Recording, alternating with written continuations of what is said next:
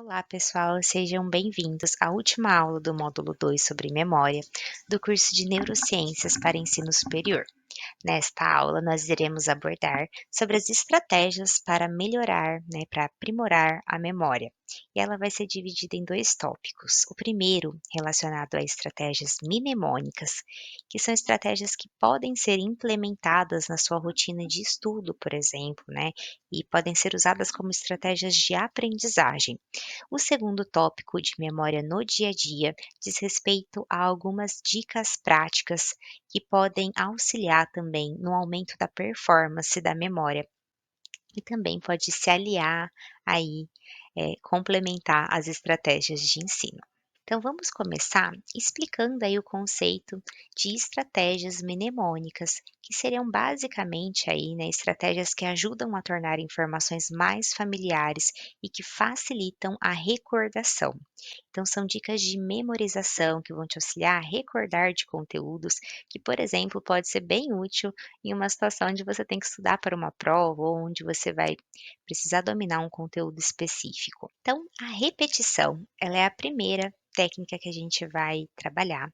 É uma das mais tradicionais e mais eficazes para a memorização e é uma das mais conhecidas também, Consiste na repetição contínua de uma informação, seja mentalmente ou em voz alta, até que ela seja consolidada na memória de longo prazo. No entanto, a repetição por si só pode ser mais eficaz quando associada a outras estratégias de conexão. Então, por exemplo, ao estudar para uma prova, repetir os conceitos chaves e relacionar esses conceitos com outros conhecimentos pode ajudar a fortalecer as conexões neurais e facilita a retenção e a compreensão do conteúdo. A vocalização é uma técnica que envolve verbalizar em voz alta a informação que se deseja lembrar. Esse método é eficaz porque, ao ouvir a informação, o cérebro processa o conteúdo de uma forma diferente e reforça a memorização. Então, por exemplo, ao guardar o objeto, como por exemplo as chaves do carro no bolso, você pode dizer em voz alta: Estou guardando as minhas chaves no bolso da calça. Isso pode ajudar a fixar esse ato na memória e facilitar posteriormente a sua recuperação. Na associação, nós iremos ligar uma nova informação a algo que já é familiar. Então, conectar novas informações com conhecimentos pré-existentes vai tornar essas informações mais significativas e fáceis de lembrar. Então, ao aprender uma palavra nova em inglês, como por exemplo Apple, a gente pode associar, com a palavra maçã, mas também a gente pode imaginar ou visualizar mesmo, a figura de uma maçã, para que essas relações sejam estabelecidas entre esses diferentes conceitos e diferentes tipos de estímulo. A escrita também é uma estratégia muito conhecida, E consiste em escrever a informação que você deseja memorizar. Isso ativa várias áreas do cérebro simultaneamente e reforça a retenção. Você pode escrever fisicamente ou até mesmo imaginar que você está escrevendo mentalmente alguma palavra ou informação. A escrita manual, ela é muito mais eficaz do que a digitação nesses casos. Então é importante, esse processo de formar as letras à mão. Isso pode criar também conexões mais profundas entre o pensamento e a ação. A técnica de palavras relacionadas envolve associar uma palavra a outra de uma lista previamente memorizada. Então, trata-se de formar uma imagem interativa entre duas palavras para criar uma conexão visual que facilite a recuperação da informação. Essa técnica ela é bastante útil, por exemplo, quando a gente tenta lembrar de sequências ou de listas, pois as associações entre as palavras vão criar uma memória interconectada que vão reforçar a lembrança de cada item. Então, por exemplo, da macarronada, pensando em uma lista de compras onde eu quero comprar, macarrão e o molho de tomate, eu posso criar uma imagem mental ou eu criar essa associação da macarronada, onde eu sei que esse item vai ser composto por esses 2 ingredientes que estavam ali compondo a lista.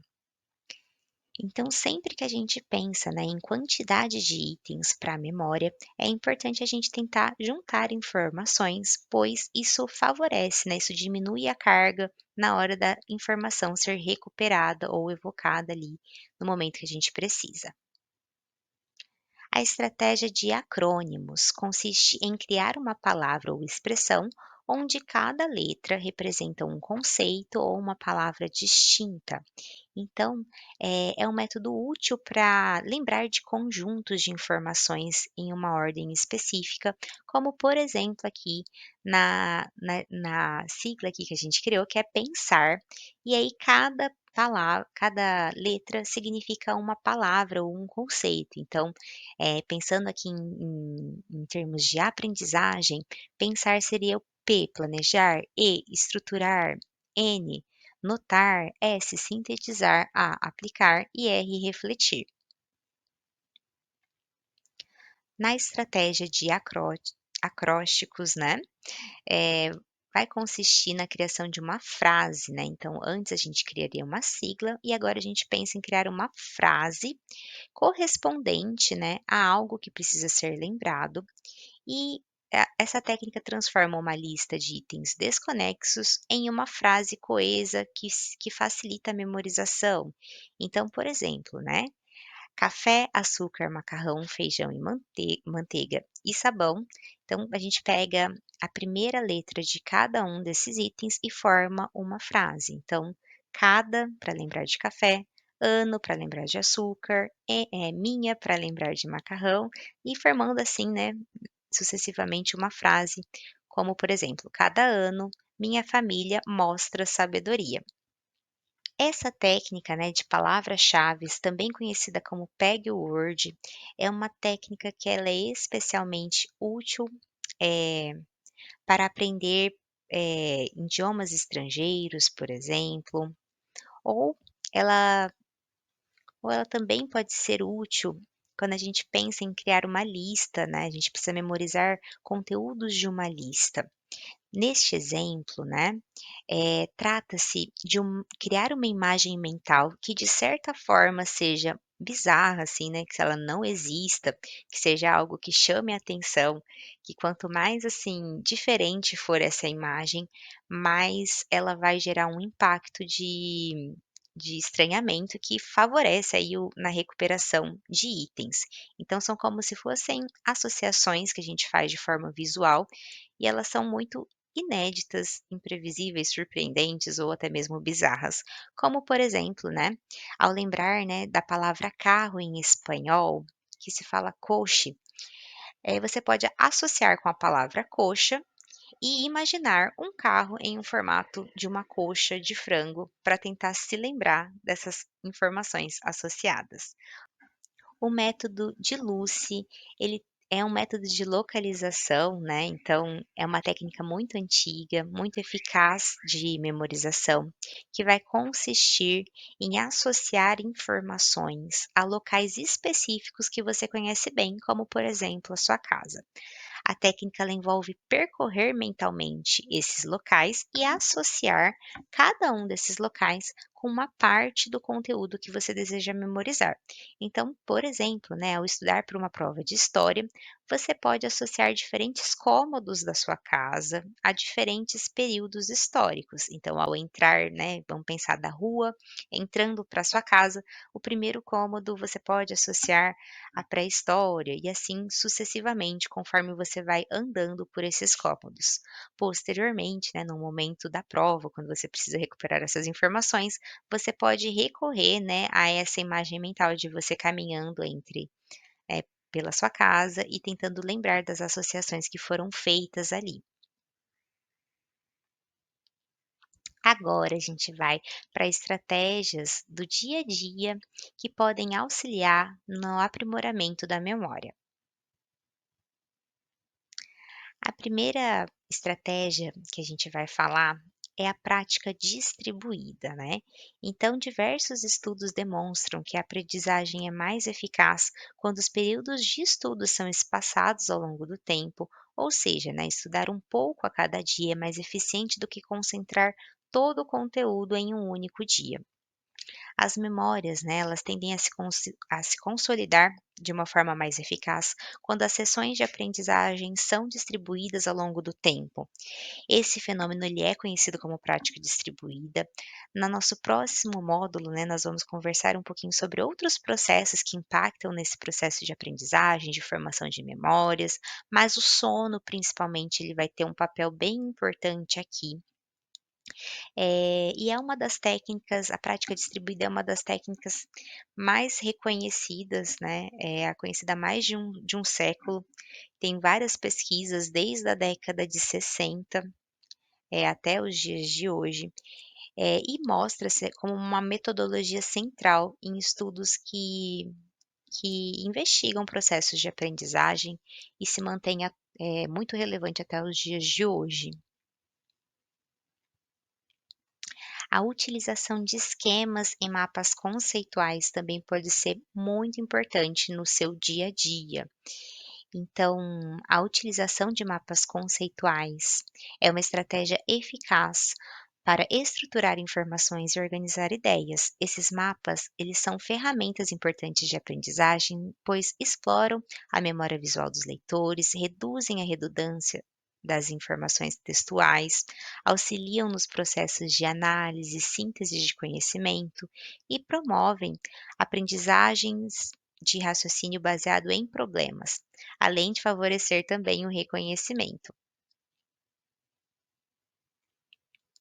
A utilização de jogos também pode ser uma ferramenta muito eficaz para exercitar a memória e também outras funções cognitivas, como o raciocínio, a atenção, né, enfim. O xadrez, por exemplo, ele auxilia na formação de conceitos mentais, na compreensão de experiências aprendidas, na percepção geométrica, né? Tem diversos estudos que mostram os benefícios do xadrez. Além disso, né, devido a um aumento da percepção, a orientação espaço-temporal, o raciocínio abstrato e o pensamento lógico-matemático também se mostra beneficiada. Também mostram, né, alguns autores vão mostrar que o xadrez ele melhora o desempenho acadêmico em diversas disciplinas devido a esse aumento aí de performance nessas outras funções cognitivas. Os jogos digitais, eles também vão se destacar como uma ferramenta educativa estimulante para os estudantes. E além disso, né, vários estudos vêm mostrando que o uso de jogos digitais pode ser uma estratégia eficaz para auxiliar, por exemplo, idosos em funções cognitivas, né, para evitar o declínio de funções cognitivas, assim como vem mostrando aí melhora para a atenção, para a memória, além de contribuir para a autoestima, inclusão social e contribuir aí para a diversão, né, seja de idosos ou de jovens, né.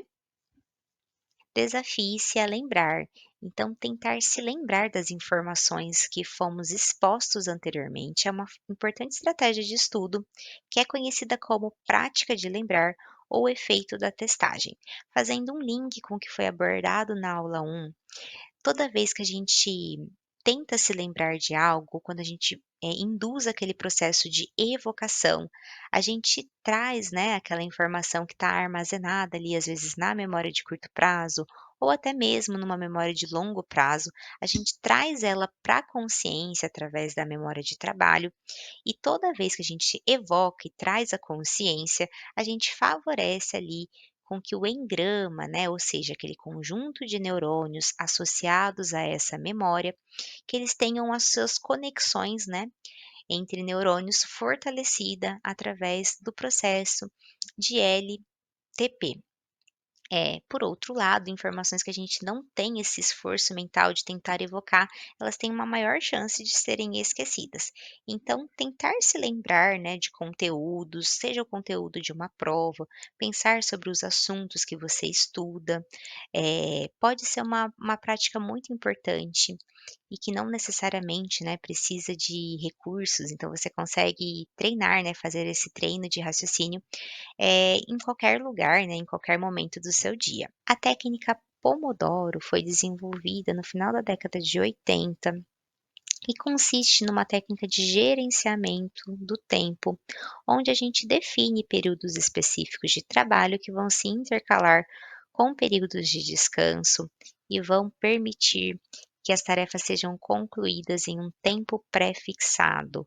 Ou seja, né, independente tem diferentes esquemas de técnica Pomodoro com diferentes tempos para intervalo de trabalho ou de descanso, mas os estudos mostram que essa técnica ela se mostrou efetiva aí para melhorar a qualidade de textos descritivos em um estudo realizado com alunos do ensino fundamental, por exemplo. Mostrou também que essa técnica ela reduz o nível de procrastinação em estudantes e também se mostrou apta aí, né, ela se mostrou benéfica para o aumento da concentração em atividades mentais complexas.